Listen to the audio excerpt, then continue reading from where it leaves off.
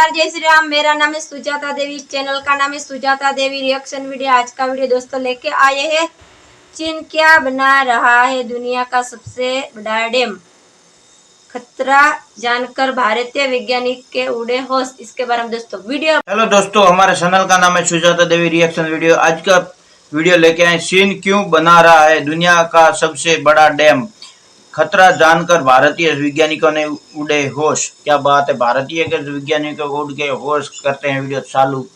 ब्रह्मपुत्र नदी पर चीन क्यों बना रहा है दुनिया का सबसे बड़ा डैम?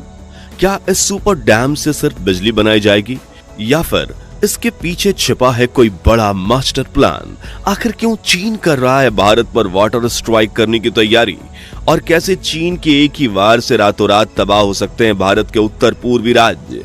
दोस्तों, पिछले कुछ सालों से भारत और चीन के बीच बॉर्डर टेंशन लगातार बढ़ रही है। भारतीय सेना के जवान कई बार चीनी सैनिकों को छोटे मोटे कॉन्फ्लिक्ट में धूल चटा चुके हैं, लेकिन अब चीन एक ऐसा हथियार बना रहा है जो भारत के लिए चिंता का विषय बन सकता है, और वो हथियार है पानी। जी हाँ, हाल ही में चीन एक ऐसा मेगा प्रोजेक्ट शुरू कर चुका है जिसे दुनिया का सबसे बड़ा डैम कहा जा रहा है। लेकिन ये डैम सिर्फ बिजली बनाने के लिए नहीं, इसमें छुपा है एक ऐसा इरादा जो भारत की नदियों की धड़कन को रोक सकता है। ये कोई आम डैम नहीं, अगर चीन ने इसका गलत इस्तेमाल किया तो भारत के उत्तर पूर्वी राज्यों में एक ही रात में तबाही मच सकती है। अब चीन ने इसका गलत इस्तेमाल किया। अब आप सोच रहे होंगे कि क्या सिर्फ एक डैम इतना बड़ा खतरा बन सकता है? क्या ये दुनिया की सबसे बड़ी तेज बहने वाली नदियों में से एक ब्रह्मपुत्र का पानी मोड़ सकता है? और सबसे अहम सवाल, क्या भारत इस खतरे से निपट सकता है, और हाँ तो कैसे? तो आइए जानते हैं चीन का वो सीक्रेट मास्टर प्लान जो भारत के लिए बना सबसे बड़ा अलार्म। तो बने रहिए वीडियो के अंत तक, क्योंकि जो आप जानने जा रहे हैं वो शायद आपने पहले कभी नहीं सुना होगा। दोस्तों, भारत के उत्तर पूर्व में बहने वाली सबसे बड़ी नदी जिसे हम ब्रह्मपुत्र कहते हैं, वो दरअसल अपनी यात्रा तिब्बत से शुरू करती है, जहां इसे कहा जाता है यारलुंग तांग्सो। ये नदी हिमालय के सबसे ऊंचे पहाड़ों से निकलकर करीब 3000 किलोमीटर से भी ज्यादा लंबा सफर तय करती है और भारत के असम, अरुणाचल और पश्चिम बंगाल जैसे राज्यों को हरियाली और समृद्धि से भर देती है। लेकिन अब इसी ब्रह्मपुत्र के रास्ते पर एक नई गंभीर चुनौती खड़ी हो रही है। दिसंबर 2024 में चीन ने यारलुंग तांग्सो पर दुनिया के सबसे बड़े हाइड्रो पावर प्रोजेक्ट को मंजूरी दे दी है।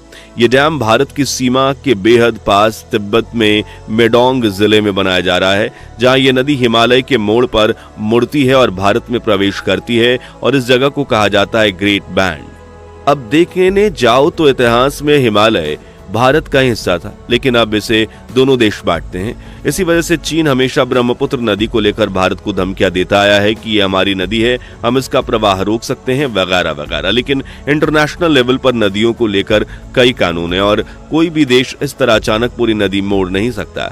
ऐसे में चीन ने एक अनोखा पैंतरा आजमाया और यहाँ हाइड्रो पावर प्रोजेक्ट लगाने के बहाने से डैम प्रोजेक्ट को मंजूरी दे दी, वो भी भारत या बांग्लादेश से बात किए बिना।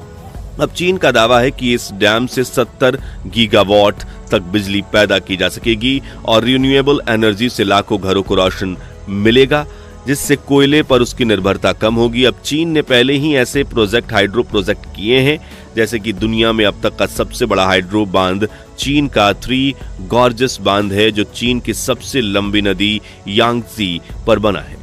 लेकिन ब्रह्मपुत्र यानी यारलुंग तांग्सो पर 3 गॉर्जस डैम से 3 गुना बड़ा सुपर डैम बनाया जा रहा है। अब देखने में तो ये एक महत्वाकांक्षी रिन्यूएबल प्रोजेक्ट लग रहा है, लेकिन सच्चाई इससे कहीं ज्यादा गहरी और डरावनी है।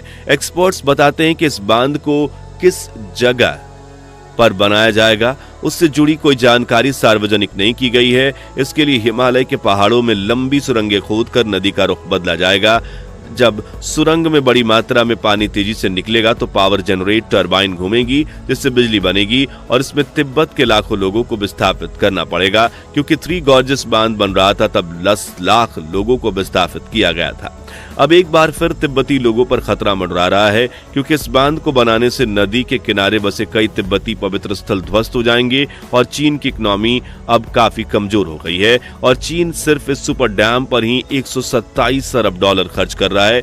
ऐसे में पुनर्वास करने वाले तिब्बती लोग बेरोजगारी का शिकार हो सकते हैं, लेकिन इस बांध से तिब्बती लोगों में भी बड़ा खतरा मंडरा रहा है और भारत पर भी उससे बड़ा। जी हाँ, असल में ये डैम एक वाटर वेपन है, ऐसा हथियार जो बिना एक भी गोली चलाए पूरे देश को हिला सकता है। चीन अच्छी तरह से जानता है कि भारत की ब्रह्मपुत्र जैसी जीवनदायिनी नदी का जन्म तिब्बत से होता है, यानी भारत की नदियों का नल उसके हाथ में है। ऐसे में इस बांध को बनाने के बाद चीन ने इसमें बहुत सारा पानी स्टोर करना शुरू कर दिया, यानी पानी रोक दिया तो असम, अरुणाचल और बंगाल जैसे राज्य सूखे की मार झेल सकते हैं। वहीं अगर उसने अचानक लाखों क्यूसेक पानी छोड़ दिया तो भारत के नॉर्थ ईस्ट में ऐसी बाढ़ आ सकती है जो कई इलाकों को डुबो सकती है। दोस्तों, अब सवाल ये बड़ा है कि अगर कल चीन इस डैम के जरिए अचानक करोड़ों लीटर पानी छोड़ दे तो क्या भारत इसका सामना कर सकता है? क्योंकि ये सिर्फ पानी नहीं होगा, ये होगी एक वाटर स्ट्राइक जो हमारे असम, अरुणाचल और बंगाल, उत्तर बंगाल जैसे राज्यों में विनाश फैला सकती है।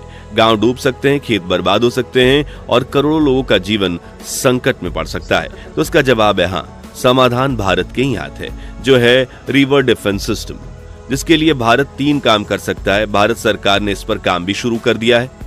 नंबर 1, एंट्री पॉइंट पर स्टोरेज बैराज और डायवर्जन टनल्स बनाना। जहां ब्रह्मपुत्र भारत में प्रवेश करती है, यानी अरुणाचल प्रदेश के सीमावर्ती इलाके, वहां ऐसे बड़े बड़े स्टोरेज बैराज, कंट्रोल गेट्स और डायवर्जन टनल्स बनाए जाएं जो अचानक से आने वाले फ्लड वाटर को तुरंत रोक सकें या दिशा बदल सकें। इससे अगर चीन करोड़ों लीटर पानी छोड़े तो वो सीधे शहरों और गांवों में तबाही न मचाए। दूसरा, भारत का अपना high capacity hydro power project. अगर चीन ब्रह्मपुत्र पर डैम बनाकर लगभग 60,000 के लगभग मेगावाट बिजली बना सकता है तो भारत क्यों नहीं? अरुणाचल, सिक्किम और नॉर्थ ईस्ट में मौजूद जल शक्ति को अगर हम सही दिशा में लगाएं तो न सिर्फ हमारी ऊर्जा जरूरतें पूरी होंगी, बल्कि हम एक हाइड्रो पावर सुपर हब बन सकते हैं। इससे हम चीन की स्ट्रेटेजिक चालों का जवाब विकास से देंगे, विनाश से नहीं। तीसरा, all India river connectivity system. जिस तरह इंटरलॉकिंग ऑफ रिवर्स प्रोजेक्ट से देश की 37 नदियों को जोड़ा जा रहा है, उसी तरह हमें नॉर्थ ईस्ट की नदियों को बाकी भारत से जोड़ना होगा, ताकि अगर ब्रह्मपुत्र में बाढ़ हो तो वो एक्स्ट्रा पानी गंगा, कोसी, दामोदर या गोदावरी तक डाइवर्ट किया जा सके। ये एक ऐसा सिस्टम होगा जो केवल प्रलय को टालने के लिए नहीं, बल्कि भारत को हरियाली, बिजली और पानी में आत्मनिर्भर बनाने के लिए तैयार किया जाएगा।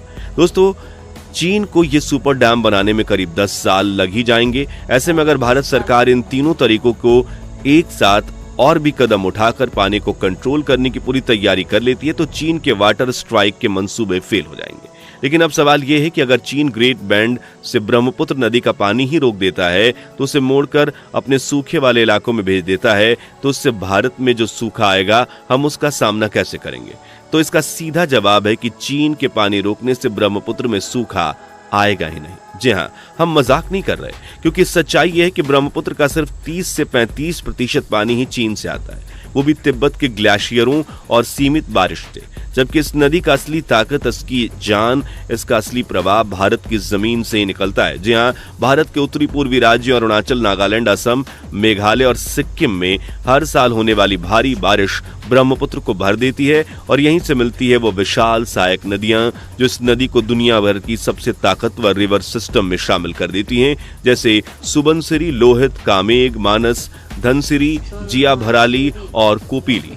सिर्फ यही नहीं, मेघालय की खास गारो और जनजातीय पहाड़ियों से निकलने वाली छोटी बड़ी नदियां कृष्णाई, दिगारू, कुलसी जैसी कई धाराएं भी ब्रह्मपुत्र में आकर मिलती हैं और इसे और विशाल बनाती हैं। अब जरा आंकड़ों पर नजर डालें तो जब ब्रह्मपुत्र टूटिंग नाम की जगह से भारत में प्रवेश करती है तब इसका औसत प्रवाह लगभग 2000 से 3000 क्यूबिक मीटर प्रति सेकंड होता है। लेकिन जैसे ही असम के मैदानी इलाकों में पहुंचती है, भारत के बाकी सहायक नदियों से मिलने के बाद इसकी जो धारा होती है वो बहुत ज्यादा बढ़ जाती है। ये वाटर फ्लो बढ़कर 15,000 से 20,000 क्यूबिक मीटर प्रति सेकंड तक पहुंच जाता है। मतलब साफ है कि ब्रह्मपुत्र भारत में प्रवेश करने के बाद 7 से 10 गुना ज्यादा विशाल होती है। यानी चीन कभी ब्रह्मपुत्र का पानी पूरी तरह से रोक नहीं सकता, क्योंकि इसका 65 से 70% पानी तो भारत से ही निकलता है। लेकिन फिर भी हमें चीन के सुपर डैम बनाने के इस कदम को अनदेखा नहीं करना चाहिए, बल्कि भविष्य की वाटर स्ट्राइक के लिए तैयार रहना चाहिए। तो दोस्तों, अगर आपको भी भारतीय इंजीनियर्स और वैज्ञानिकों पर पूरा भरोसा है कि वो चीन के इस चाल से निपट लेंगे, तो कमेंट बॉक्स में जय हिंद जय भारत जरूर लिखिए। ये वीडियो पसंद आई हो तो लाइक और शेयर जरूर कीजिए। उम्मीद करते हैं आपको 5100 लाइक आप जरूर कर देंगे।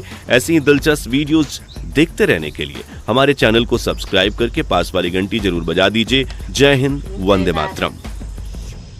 दोस्तों, ये वीडियो तो हमको बहुत अच्छा लगा। आपको कैसा लगा और कमेंट में जय हिंद जरूर लिखें अपने भारत के लिए। और ब्रह्मा नदी के ऊपर जो चाइना डैम बना रहा है और इसके अंदर मंसूबे क्या है क्या नहीं है, देखो भारत के अंदर कभी नुकसान भी हो सकता है, क्योंकि डैम का पानी वो छोड़ेगा तो बाढ़ जैसा हालत हो सकते हैं। हमको भी सावधान से रहना चाहिए, क्योंकि दुश्मनों पे कभी भरोसा नहीं किया जा सकता है। और भारत सरकार ऐसे सख्त रहती है, ठीक है ना, तो कुछ तो करती रहेगी और कुछ काम तो चालू हो गया है वहाँ पे। तो आपका क्या कहना है? हेलो दोस्तों, आपको ये हमारा वीडियो कैसा लगा? ब्रह्मपुत्र नदी पर जो डैम बन रहा है, ये वीडियो आपको अच्छा लगा? और एक नई वीडियो में आप सभी के साथ मुलाकात होगी। तब तक के लिए जय हिंद जय भारत।